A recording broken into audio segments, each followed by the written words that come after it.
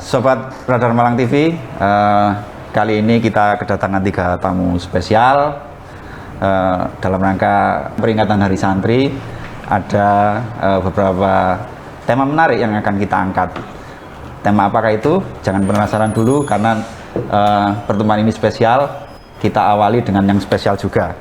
Sebelum kami perkenalkan siapa saja tamu spesial kita, mari kita dengarkan dulu suara emas dari salah satu tamu kita. Siapakah dia? Nanti kita jelaskan.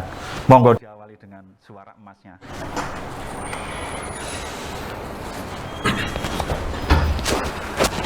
Bismillahirrahmanirrahim. Akan saya lantunkan Kidung Purwojati karya Kanjeng Sunan Kalijogo.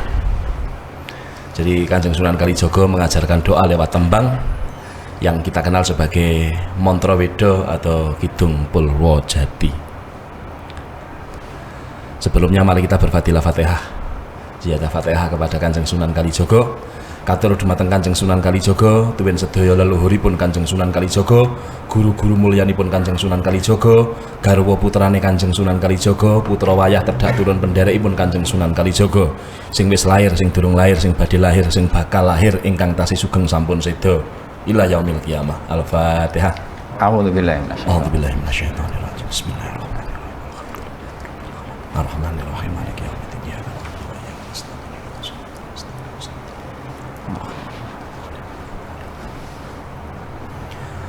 Ana kidung rumaksa ing wengi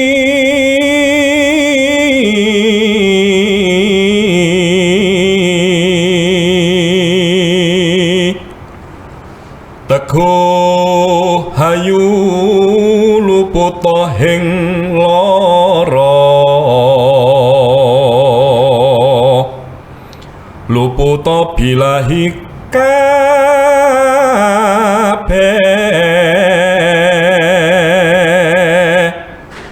jem setan datan purun panah luhan tanhono wani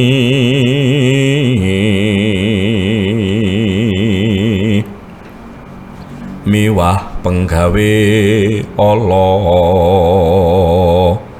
gunane wong luput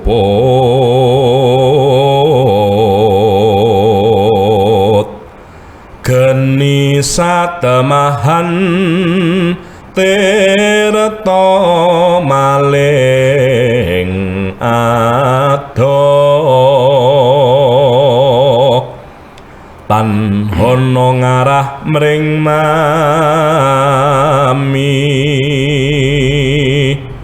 guna duduk pansirna.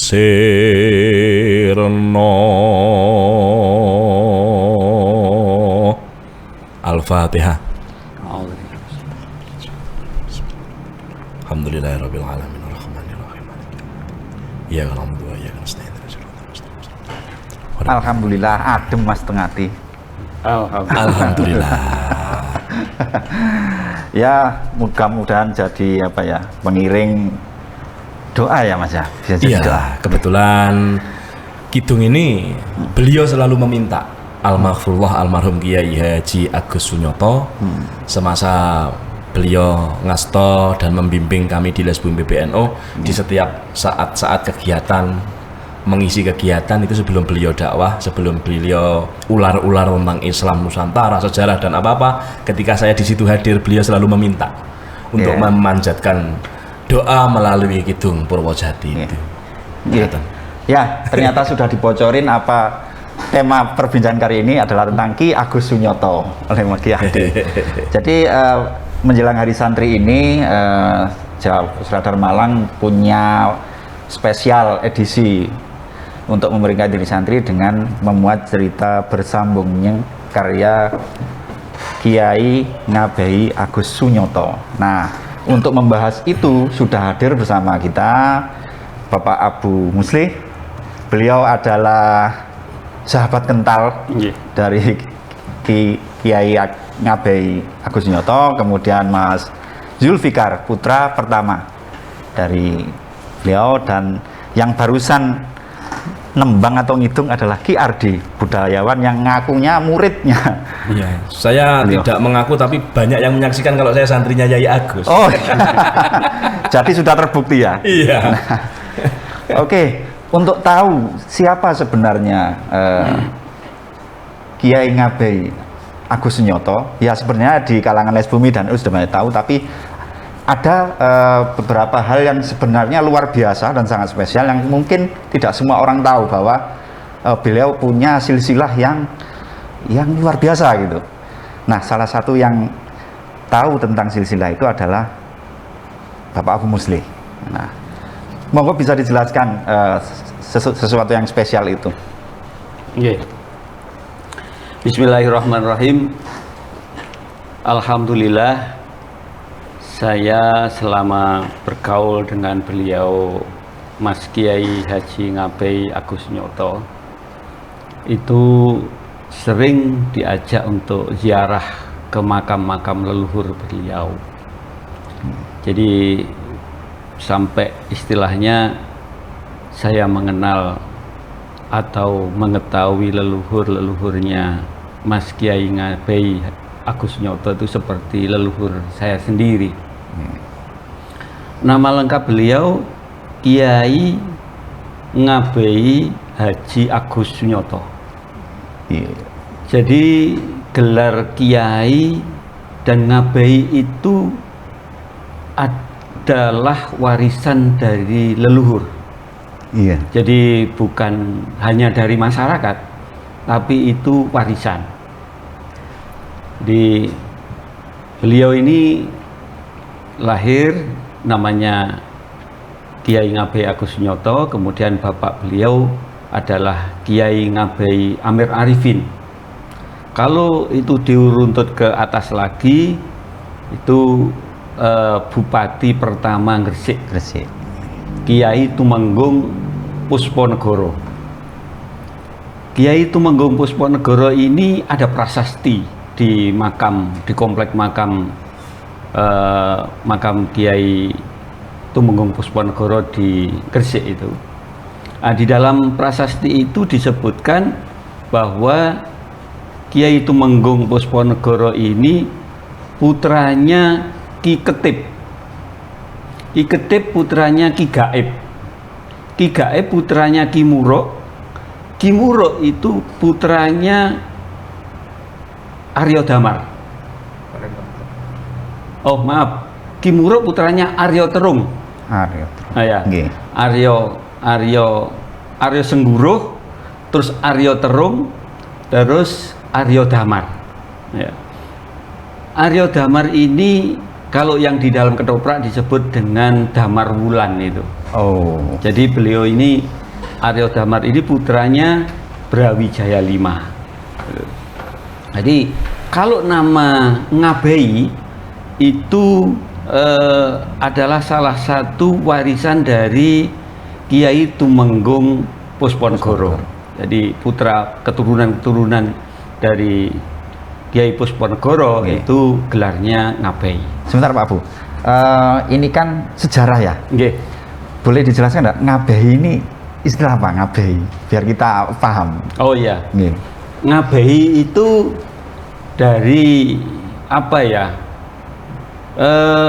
Murakapi gitu ya.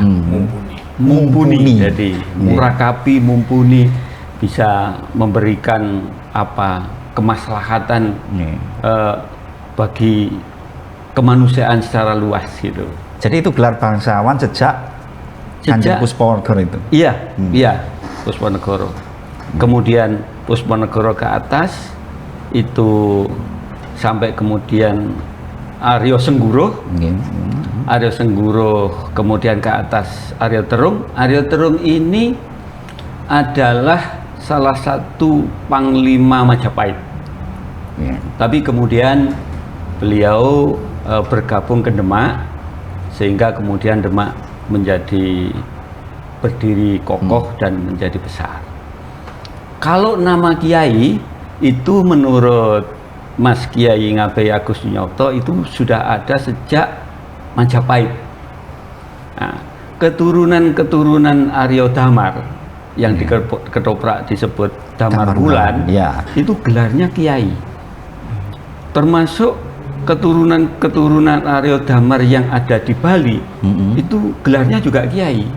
Jadi ada yang orang Hindu tapi gelarnya Kiai. Ini menarik. Prabu Brawijaya, Raja Kerajaan Brawijaya, Hindu. Majapahit. Majapahit Nggih. Hindu. Nggih. Tapi kemudian ada keturunan-keturunannya yang justru menjadi tokoh pengembangan agama Islam. Iya betul. Nah, termasuk sampai akhirnya pada Ki Agus Sunyipto. Nggih. Sunyipto. Itu gimana ceritanya sampai ada keturunan-keturunan Islamnya? Jadi Brawijaya V ini ketika masih menjadi seorang pangeran, itu beliau belajar kepada Syekh Maulana Malik Ibrahim, ya di Gresik. Di prasasti makamnya Syekh Maulana Malik Ibrahim itu disebutkan di situ bahwa beliau adalah kebanggaan dan guru para bangsawan Majapahit, para raja Majapahit. Ya. Salah satu muridnya itu adalah ini Brawijaya V waktu masih muda, masih jadi pangeran. Nah, ditambah lagi disitulah Brawijaya V bersentuhan dengan Islam. Ya. Kemudian ditambah lagi Brawijaya V ini nikah dengan wanita Muslim. Ada 2 istrinya yang Muslim itu, yaitu Dwarawati, terus sama satu lagi itu Muslim, anak dari saudagar Muslim dari Gresik. Itulah yang kemudian melahirkan, jadi Brawijaya V ini putra-putranya itu banyak yang Muslim. Di antaranya ya. Aryo Damar. Yang Damar Wulan tadi. Damar Wulan tadi Ya, yang kemudian menjadi adipati di Palembang, itu kemudian Muslim. Terus kemudian beliau juga banyak mengangkat pejabat-pejabat Muslim. Ya. Termasuk Bathara Katong. Bathara Katong yang menjadi adipati di Ponorogo, itu beliau juga Muslim, itu putranya Brawijaya V. Ya. Beliau banyak mengangkat pejabat-pejabat yang beragama Muslim, termasuk diantaranya Raden Rahmatullah, Sunan Ampel Surabaya. Nah, dari situlah kemudian mulai bangsawan-bangsawan Majapahit banyak yang kemudian menjadi Muslim. Oh iya, oke. Ya. Bahkan di Kediri itu di makam Syekh Maulana Mbah Wasil Samsudin di Setono Gedong, itu ada makam utamanya Mbah Wasil. Ya. Di baratnya itu ada 2 makam. Itu nisannya ada simbol Surya Chandra. Surya Chandra itu simbol Majapahit. Artinya yang dimakamkan di situ adalah bangsawan Majapahit yang beragama Islam. Ya. Ya. Oh ya. Oke, Pak Abu. Ini kan nanti tanggal 22 selain Hari Santri, kita akan meluncurkan cerita bersambung karya Ki Agus Sunyipto. Kiai Agus Sunyipto. Ini harta karun katanya kalau tadi kan. Iya betul. Harta karun belum pernah diterbitkan di mana-mana. Ya. Panjenengan yang juga menyimpan salah satu yang menyimpan naskahnya. Bisa diceritakan nggak sekilas sedikit tentang apa itu, biar nanti selanjutnya akan kita muat dan diikuti para pembaca di Radar Malang. Jadi novel Jimat ini beliau Mas Kiai Ngabei Agus Sunyipto itu banyak memiliki naskah-naskah. Di antaranya naskah-naskah itu saya yang diperintahkan untuk menyimpan. Jadi kadang-kadang Mas Agus Sunyipto ini dokumennya, arsipnya hilang, itu tanya saya ada. Dan ini pas saya buka-buka kok ketemu Jimat ini gitu. Jadi novel Jimat ini adalah cerita tentang kehidupan tokohnya ini seorang guru. Iya. Ya, seorang guru yang hidup di tahun 70-an, 80-an, yang pada waktu itu kesejahteraan guru kan belum sesejahtera seperti sekarang yang ada tunjangan profesi. Tunjangan profesi. Iya. Nah, itu ini berisi tentang perjalanan seorang manusia yang di situ ada nilai-nilai kesetia kawanan. Ini selalu Kiai Agus itu kalau membuat tulisan itu selalu ada nilai-nilai sikap kesatriaan. Iya. Sikap kesatria itu tahan menderita, rela berkorban, membela yang lemah, kesetia kawanan, itu ada. Iya. Terus di situ ada kemudian ya namanya manusia kan ada keputusasaan dalam hidup. Iya. Kemudian dalam perjalanan juga akhirnya menemukan pelajaran yang bersifat rohani. Nah, dari situlah itu salah satu yang saya senangi. Saya menjadi gandrung dengan karya-karya novel beliau, selalu ini ada nilai-nilai spiritualnya itu. Itu ditulis tahun 1980 sekian gitu. Iya, gitu. Mas Zulfikar pernah baca yang itu, novel Jimat? Jangan-jangan cuma disimpan Mas Abu. Jujur memang ini dari sekian banyak naskah tulisan Bapak yang berhasil kami himpun sepeninggal Bapak wafat, dari dulu juga saya kumpulkan satu persatu. Wabil khususon naskah Jimat ini terus terang baru per hari ini, hari Senin ini saya baru lihat bentuk dokumen naskah Jimat yang pernah ditulis Bapak, dan di cover depan itu pun dari buku itu saya benar-benar sangat kaget karena tertulis di situ, ditulis oleh Zulfikar Muhammad Ansarullah. Nah, Ansarullah ini sendiri nih adik saya. Naskah Jimat ini ditulis tahun 1997. Sementara adik saya lahir yang Izul Fikri Muhammad Ansarullah ini lahir pada tahun 1996. Jadi saya masih nangkap makna yang tersirat dari cover judul Bapak ini apa. Yang pasti saya bisa menyimpulkan bahwa Bapak ini setiap apa yang ditulis, bentuk novel, bentuk baik itu prosa di dalamnya atau sebagainya, selalu ada salah satu buku, kebanyakan menamakan judul bukunya ini dengan kaitan dengan nama anaknya. Sebagai contoh, dalam buku Sastra Jendra Hayuningrat Pangruatin Diu, di situ penggalan nama Sastra Jendra Hayuningrat ini diambil dari salah satu dari si adik saya yang perempuan, namanya Fakhrotun Nisa Hayuningrat. Nah ini memang selama perjalanan ini saya pribadi sebagai anak pertama dari Bapak Agus Sunyoto, saya cukup jadi pertanyaan. Hanya ada dua, adik saya Nisa, Fakhrotun Nisa Hayuningrat yang dijadikan buku judul.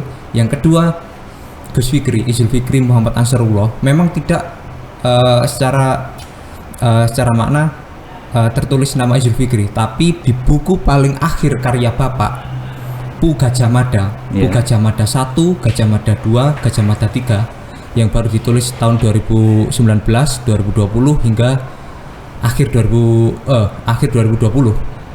Itu covernya pun memakai gambar adik saya yang paling kecil di Gus Fikri ini. Nah, baru dari novel Jimat ini saya baru tahu ternyata cover pun sejak 97 sudah tertulis nama saya di situ. Nah, makanya saya nanti cerita jelas ke adik-adik saya bahwa saya terus terang matur nuwun Gus Abu, sahabatnya Bapak, terutama juga untuk Radar Malang ini benar-benar saya sebenarnya nganggap ini suatu bentuk pengakuan. Selain pengakuan juga ini bentuk penghargaan secara monumental pada ayah saya, kepada ayah saya terutama, karena saya benar-benar ini mengharapkan apa yang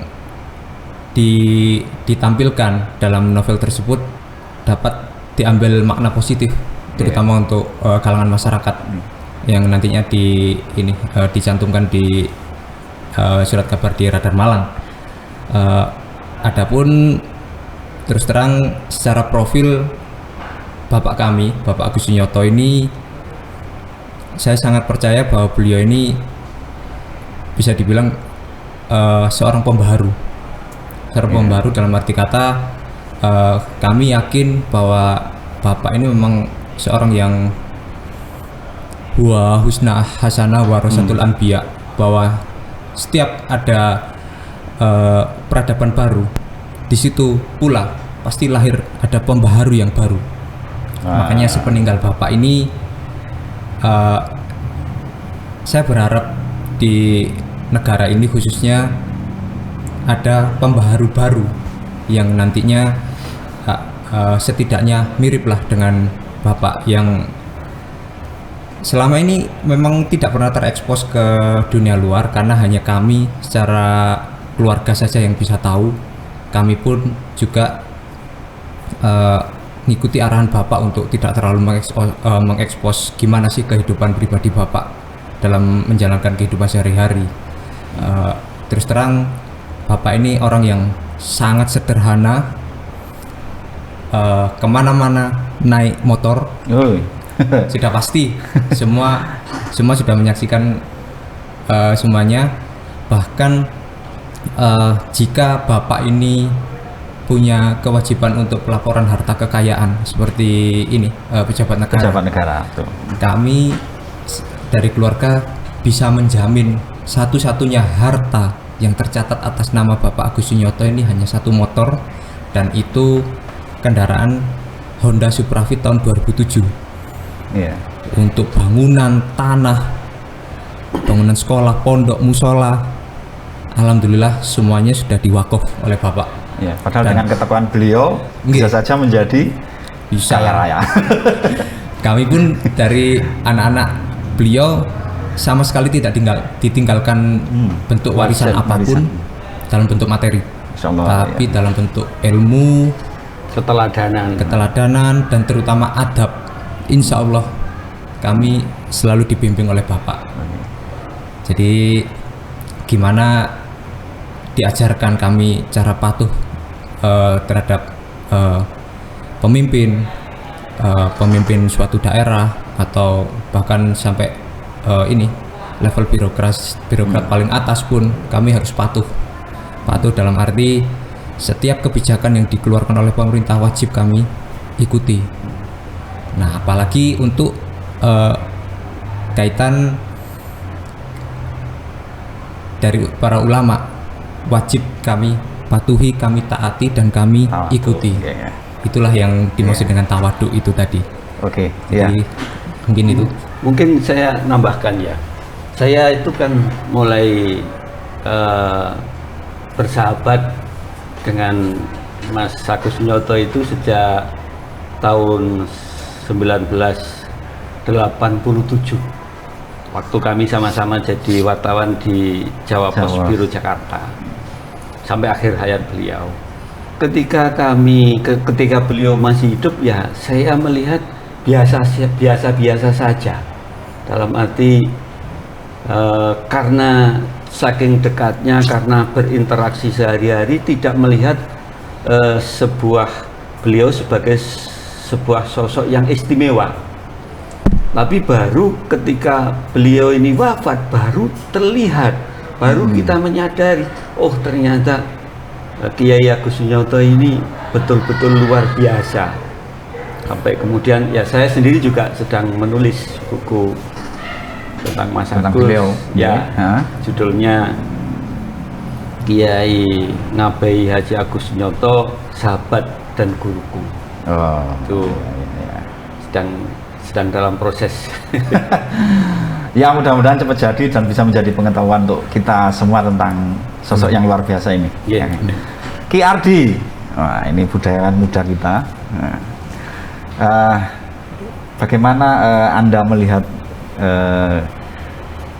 Kiai Ngabei Agus Sunyoto ini sepengetahuan panjenengan? Oke. Saya itu pinangi sama beliau Yai Agus Sunyoto itu insya Allah 2015-2016. Oh, masih. Jadi 2015-2016 itu kalau nggak salah waktu ada acara pegelaran wayang Hari Santri. Hari Santri itu kalau nggak salah Hari Santri yang kedua. Yeah. 2014-15 itu saya gelar acara, digelar wayang di daerah Pakis, di daerah Tumpang sana, di Kebonsari, MBC NU Tumpang. Saya menggunakan lakon Bimo Santri. Saya menggunakan lakon Bimo Santri saat itu ditenggani kali beliau Romo Yai Agus Sunyoto. Kebetulan beliau juga undangan sekaligus paring dawuh ular-ular di acara tersebut. Kami mengawali dengan adegan Semar dan Bimo, kemudian beliau nunggoni ngantos enjing, ngantos paripurna. Saya rasa turun dari panggung, saya sungkem sama beliau, loh Yai dereng kundur, ngapunten kula tinggal ndagel ten inggil, mboten napa-napa. Anu Ki Ardi, kula diutus kali Gus Im. Gus Im niku rayine Gus Dur untuk memegang amanah menjadi ketuanya Les Bumi PBNU. Oh, iya. Nyuwun panjenengan sareng-sareng kula khidmah. Tapi ngapunten, mboten enten duwite. La ilaha illallah Muhammadur Rasulullah. Ini luar biasa. Saya menghormati beliau itu kok tekan ya Yai Agus ini kelasnya orang yang sebetulnya sangat mampu beliau untuk pencitraan aku wong sugih. Piro? Wani piro? Duitnya. Kowe butuh apa? Artinya masalah dunia itu orang-orang yang dekat dengan Yai Agus dengan harapan dimudahkan urusan itu. Lah kula dipameri ngapunten mboten enten duit. Oh, dan saya pasti tertarik karena langka cari kiai di zaman milenial itu yang sudah dari casingnya saja nampak kalau beliau itu zuhud sudah. Sehingga seperti dawuh pengendikan Gusti Kanjeng Nabi, golek ulama sing bener-bener ulama. Yang zaman akhir sebagaikan mencari kuda bertanduk. Mencari kuda bertanduk angel. Golek jalan sing enek sungune niku angel. Dan ini saya dipertemukan setelah saya turun dari panggung. Wah, Masya Allah. Itu terus lah sebelumnya saya nyantri di Nurul Ulum Gresik sana. Kebetulan juga dibimbing, digembleng sama Kiai Haji Khudori Al-Yamani. Beliau Kiai kultur, cinta NU, NU banget. Wong beliau juga pelaku sejarah, saksi sejarah, juga petarung. Zaman geger-gegere apa itu Indonesia, ada pemberontakan apa yang dikenal dengan PKI Mediun. Itu beliau di situ hadir secara fisik, ikut tarung. Sehingga cerita itu banyak saya dapatkan dari beliau. Nah, ketemu dengan Romo Yai Agus ini kayak melengkapi referensi literatur tentang cerita-cerita sejarah yang beliau ceritakan waktu saya di pondok.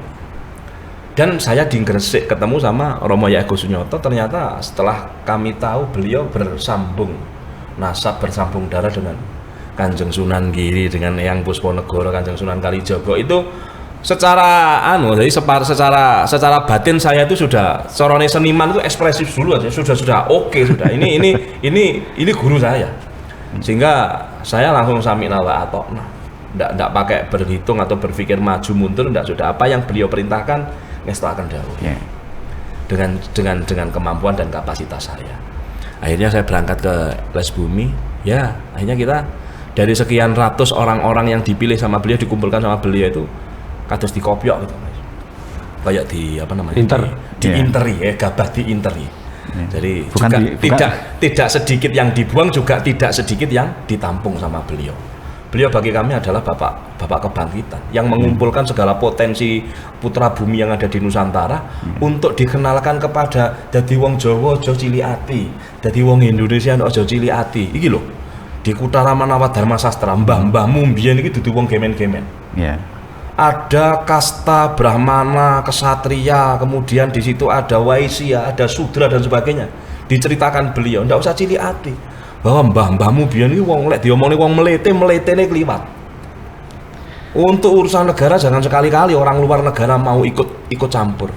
Untuk masalah cinta negara, untuk masalah bela negara biar putra bumi yang punya gawe. Lo itu kan dahsyat. Dan kemauan itu diukur dari kasta tadi Brahmana dan kesatria. Ini orang yang benar-benar lepas urusan duniawi. Artinya kalau ada istilahnya arek Malangan loyalitas tanpa ungas. Tanpa sangu. Orang mikir sangu. Tanpa sangu. Jadi kesatria itu mengabdi dan dihidupi oleh negara. Iya. Ora usah rewel kowe. Ya. Nanti kamu akan dipercaya untuk menjadi raja, menjadi penderek raja. Ya. Kemudian Brahmananya bagian donga nih, bagian mengajarkan agama. Selain Brahmana tidak boleh mengajarkan agama. Karena apa? Rawan terjadi dol tinuku, dodolan aku mau dodolan ayat, akhirnya agama dijadikan untuk kepentingan memviralkan diri dan sebagainya. Itu zaman Mojopahit dulu itu kalau beliau memberikan kajian-kajian tuh, masya Allah, leluhur kita. Jadi kita yang selama ini kecil hati melihat zaman ini menjadi besar hati karena kita punya cerita. Awake dhewe biyen putune macan, kasarnya seperti itu. Dudu pucune garangan, dudu anak-anak tikus. Jadi rentan untuk apa itu pantang untuk kita kata mundur dalam suatu pergerakan atau perjuangan. Ya. Hanya berani dan intinya berani ya dengan keberanian yang terbimbing oleh para ulama yang berpengalaman itu. Sehingga di Gresik aku ketemu sama kultur, di Malang ketemu sama beliau yang di struktur NU. Iya, di struktur. Terus carane pusaka manjing warongko. Curiga manjing warongko niki klop. Artinya alhamdulillah saya bersyukur bertemu dengan sosok beliau Romo Yai Agus Sunyipto. Bahkan secara langsung saya pernah dituding, diamanai untuk menjadi ketua Rakornas.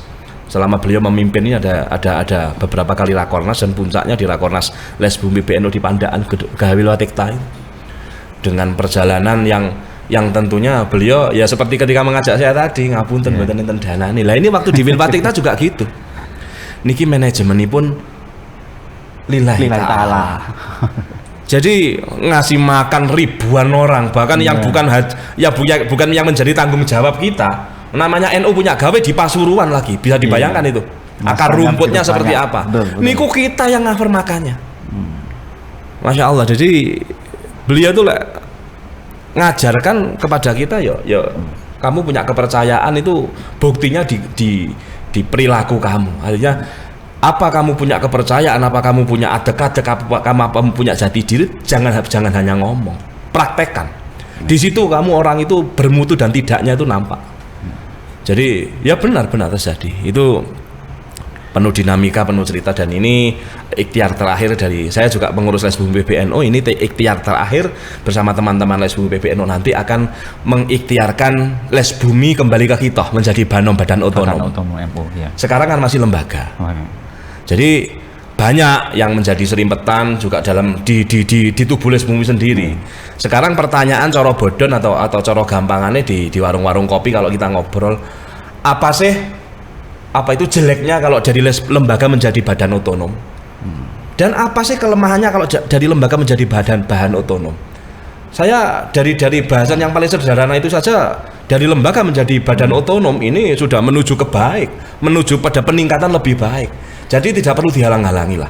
Apalagi ini kita diamanai pergerakan masa depan mengemban dawuh-dawuh Nahdlatul Ulama ini kan panji pergerakannya para ulama, sehingga khidmah perjuangan artinya ngurip-urip semangat itu yang kita sharingkan pada teman-teman. Bukan kemudian untung dan rugi nanti dulu. Kalau masuk dalam lembaga atau di dalam banomnya NU ini berhitung untung dan rugi, yes alamat nanti loro hati. Karena ada yang keduman berkat, ada yang tidak keduman berkat. Sehingga saya pernah ditanya sama teman-teman, apa sih NU itu kalau saya boleh mengibaratkan adalah sendang mata air kehidupan yang ketika ketiga tidak pernah berkurang, ketika hujan tidak pernah amber. Sehingga kalau sampean masuk NU ya nyegoro ning sendang, ojo keceh banyu ning kiwa tengene sendang. Karena di kanan kirinya sendang itu ada tumpahan-tumpahan air, kalau yang sudah lama tidak meresap ke tanah itu nggone uget-uget. Nggone sarange nyamuk dan baunya mboten karu-karuan. Jadi nek selulup aja keliru, selulup ning ngene sendang, kamu akan mendapatkan keberkahan dari mata air itu. Sehingga semangat khidmah, urip-urip NU itu beliau ajarkan kepada kami. Beliau ajarkan kepada para santri. Oke, Ki kan tanggal 22 nanti mulai akan kita muat cerita bersambung ya. Oh iya. Hasil karya dari Kiai Agus Sunyoto. Jimat itu tadi ya. Jimat. Saya Mungkin yakin. Anda belum baca ya. Ya, belum, mau baru dengar sekarang ini. Iya. Tapi saya yakin beliau itu adalah jimat itu sendiri. Jimat itu sendiri. Iya, jimat sing bisa ngucap, pusaka sing bisa kondo. Ya mungkin Anda punya harapan dari apa yang kami lakukan ini, membuat cerita bersambung dari karya beliau ini. Ya. Tulisan Romo Yai Agus Sunyoto, pemanggih-pemanggih beliau, karya-karya beliau itu bermanfaat untuk generasi penerus bangsa. Kenapa? Karena orientasinya adalah melihat apapun, Ya. pandanglah dari diri kamu sebagai putra bumi Indonesia. Jadi jangan dilihat dari Belanda. Jangan dilihat dari Amerika, tapi pandang dari Indonesia. Iya. Mbahmu ki wong piye? Sebelum ada Islam dulu seperti apa? Ada Borobudur, ada Masjid Demak Bintoro, terus ada gamelan wayang, yang ada batik, ada keris, yang itu menjadi apa itu pusaka dunia, yang menjadi karya agung budaya bangsa, diakui oleh dunia. Lalu kenapa kamu kecil hati? Artinya ini pusat peradaban yang mau tidak mau harus kita gali ini. Ya. Namanya apalagi lembaga kebudayaan. Kalau berbudaya itu tidak hanya ngomong seni saja, termasuk tentang kearifan lokal, tentang apa itu sastra kuno, sejarah yang seperti apa kan. Selama berapa puluh tahun sejarah ini dibelak-belokkan sesuai dengan kepentingan pemenang itu. Ya. Jadi karya Yai Agus Sunyoto itu nanti hadirnya akan menetralisir. Insya Allah, Jadi kalau kamu, amin, artinya menetralisirnya gini, kalau kamu salah ya kembali aja ke benar. Kalau kamu sudah benar, ojo rumongso bener. Karena sejarah ini dinamika, ditemukannya artefak baru, mau ndak mau harus berubah. Kayak Praraton, sebelum prasasti Mula Malurung ditemukan, nama itu Ken Arok, tapi di prasasti Mula Malurung ndak ada nama Ken Arok itu. Yang adalah Bathara Siwa Sri Rangga Rajasa Sang Hamurwabumi. Ini kan kalau sudah terdoktrin yang lama kan mau ndak mau harus dilepas. Jadi belajar sejarah itu dinamika, artinya kudu gelem sinau terus, nggak leren. Jadi kalau menuntut ilmu itu dari lahir sampai mati, ya memang seperti itu. Terbukti di sejarah itu. Kalau mau belajar sejarah ya terus dinamis, jangan kemudian. Jadi Anda yakin tulisan-tulisan Yai Agus Sunyoto ini selalu ada kaitannya dengan sejarah?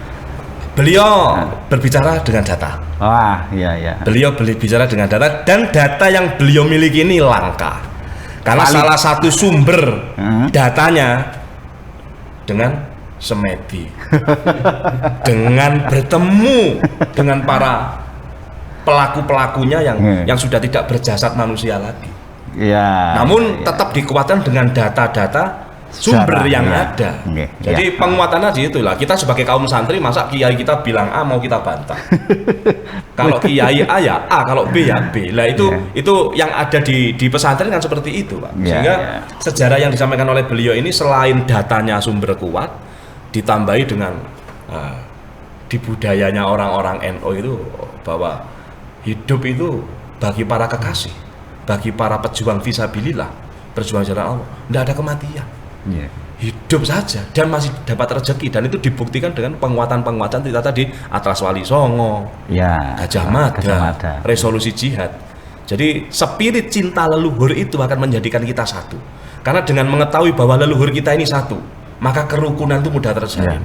Orang usah geger mbae podo, orang usah geger buyutmu karo buyut iki podo, sing arep digegerke apa. Lah ini kalau kita sudah memiliki persamaan pemahaman, kekuatan tentang satu leluhur, satu nusa, satu bangsa, ini kuat. Terbukti kebangkitan budaya, kebangkitan negara ini berdasarkan dari apa? Dari kesadaran atau ketahanan berbasis kebudayaan itu tadi. Iya. Oke. Sobat Radar Malang TV, itu tadi perbincangan kami tentang latar belakang dan background Kiai Agus Sunyoto yang novelnya akan kita muat secara bersambung di Radar Malang mulai 22 Oktober bertepatan dengan Hari Santri. Bagaimana ceritanya nanti tunggu tanggal terbitnya dan silakan dinikmati. Terima kasih, sekian dari kami. Mudah-mudahan perbincangan ini ada manfaatnya. Amin. Amin. Dan ke depan mudah-mudahan kita masih bisa bertemu lagi dalam tema dan pembicaraan yang lain. Terima kasih. Assalamualaikum warahmatullahi wabarakatuh. Waalaikumsalam warahmatullahi wabarakatuh.